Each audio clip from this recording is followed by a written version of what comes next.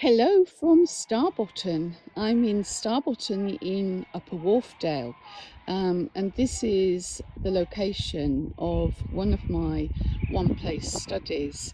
Starbotton is part of Kettlewell with Starbotton parish, and Kettlewell is in that direction.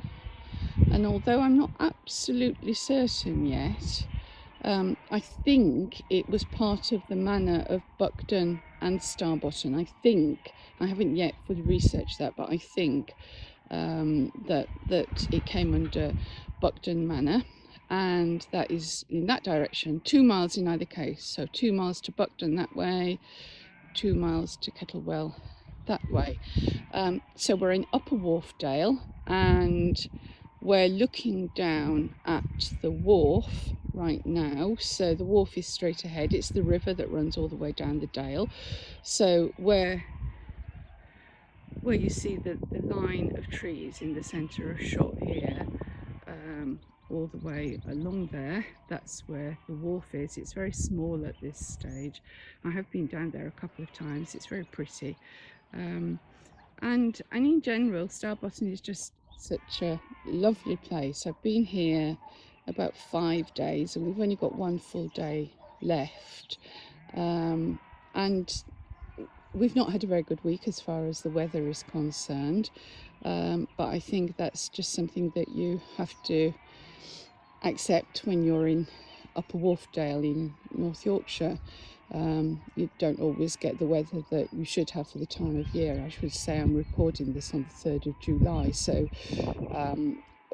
we should really have anticipated that there would be good weather for most of the week, but it hasn't happened. Anyway, there's 2 strands to my one-place study. One strand is not really a one-place study at all. It's that one of my ancestral lines with one of my favourite ancestors came from here, or at least they lived here throughout the 17th century, and their name is Simonson. And the other half is actually looking obviously at the place itself at Starbotton.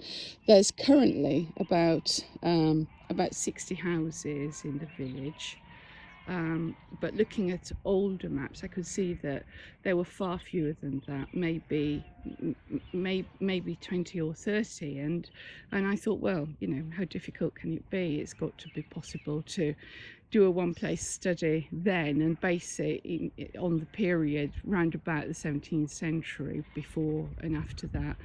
Well, it turned out actually to be very difficult indeed, because the parish registers have not survived from before the year 1700. There are some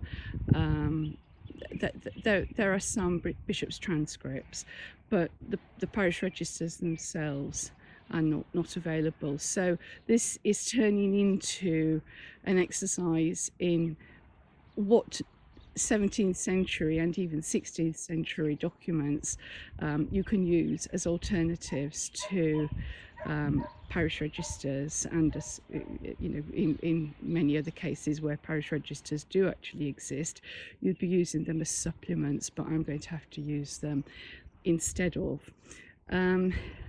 So that's obviously quite a challenge.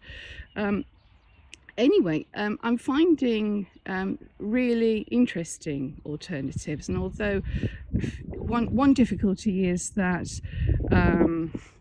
we're in North Yorkshire now, but it is in the West Riding, the historic West Riding of Yorkshire, and that means that documents are in different places depending on the administrative level at which by which they've been made. So some of them are in West Yorkshire archives, but that could be Leeds or Wakefield. I think even some in Huddersfield, although I've not been there yet. I've also found some at Skipton Library, and then I haven't yet been to the North Yorkshire archives in Northallerton, but that's somewhere that I'll have to go, because that's where North Yorkshire records are kept. And then there's also the records relating to the diocese, and they're at York at the Borthwick. And there's bound to be other documents as well. There'll be some at the National Archives. I've already made a start, but there's a long way to go. But something that I hadn't expected to find was how useful the properties are themselves.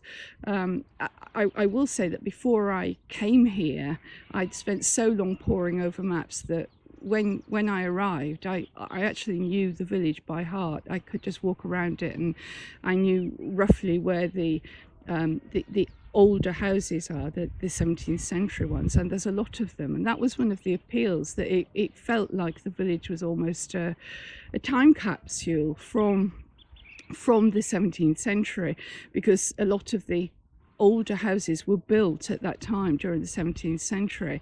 And then another thing, I don't know if we can actually see it from here, just down there, that along there, you can see a bit of water perhaps, yes. So that is what's called Cam Gill Beck, and Cam Gill is this hill behind me. I don't know if, I guess, a mountain. I don't know if it qualifies for a mountain, but it's big. It's very big. Anyway, so Camgill Beck down there, in the year 1686, it flooded, and the reports generally of this incident are very much exaggerated, because they say that the entire village was washed away and there was great loss of life, and also that the same thing happened at the same time in Kettlewell, which is where the parish church is, 2 miles that way, like I said before. It's not true. What happened was that some of the properties just at this end, alongside where the beck is, beck, by the way, is a Yorkshire word for stream, and some of these properties here were damaged. Just at this part here, they were damaged. One, I think, was washed away, and others were damaged. And some applications for financial assistance were made. I haven't seen them, I've just read about them. They're in Wakefield, and that tells me who actually lived at each of those houses. So that is something that I really couldn't have anticipated, and that's really going to help. But it's only for about 6 or 7 houses at this end of the village. But it turns out that this is the end where my ancestors seemed to live. That the first building you see here, that starts with this little bit in the middle and then goes along here, and you see just at the other end of those bushes, that's currently 3 houses, but it was originally 1, and it's believed to be what's called the Old Hall. Well, that was my ancestors' houses, and down the little lane leading off there's a barn conversion called Lister's Barn, and again, that Lister was a Simonson, so that has been really helpful. And another thing that was really helpful, I've got some architectural reports from the Yorkshire Vernacular Architectural Society, and they point out initials over lintels, and I've been able to work out, well, they also did some working out in the report of who was actually there at that time, but I've been able to sort of add something to that.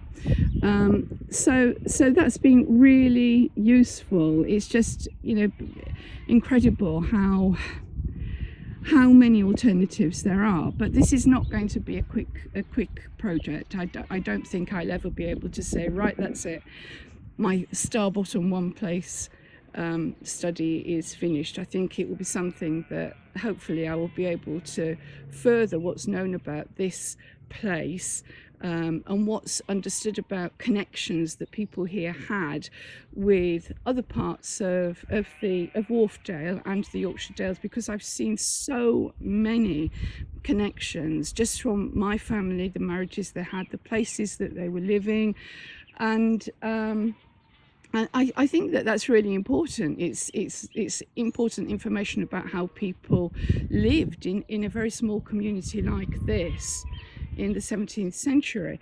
So I hope that what I can achieve by doing this is to further what is known. But certainly I will never be able to sort of, you know, turn off my computer and say that's it, Starbotton's done.